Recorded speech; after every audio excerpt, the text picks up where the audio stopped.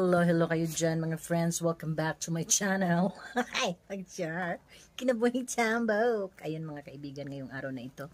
Well, today, gloomy day kaayo, no? Parang perti katugnaw. Gusto niyo makita?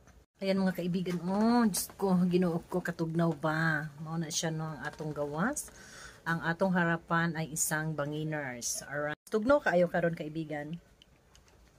Kinahanglan ginatog sabaw, magpainit sa atong kalamnan. Charot. Na? So kailangan natin sabaw gikan pagos work no. Haggard pa kay tagnaw, pero di balig haggard. Karon, murag naluoy jud ko no. Murag naluoy ko. Naluoy ko sa manok nga amo na siyang himuong tinula. Andito siya. Shout out pala kay Uncle Raymond na nagbigay nitong manok. Ang sabi niya birthday daw ng manok na ito ngayon. Pero wala siyang pangalan. Ngayon, naririnig niya tayo. Siyempre no, lahat ng living things, makaunawa man siguro yan sila. Mangay na lang ko sa iyan daan o pasaylo, mag-sorry na ako in advance. Hihingi na ako ang tawad in advance kay kakainin na namin siya in few hours from now. So ganun talaga no, ganun ang buhay no. Pray, predator. Kaya mag-pray ka na dyan ha. So unsao naman ni Nok, nga nagkaigit-igit naman jud ka diha.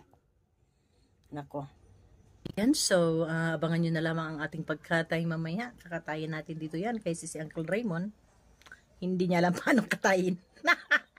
Kaya naman, let's go!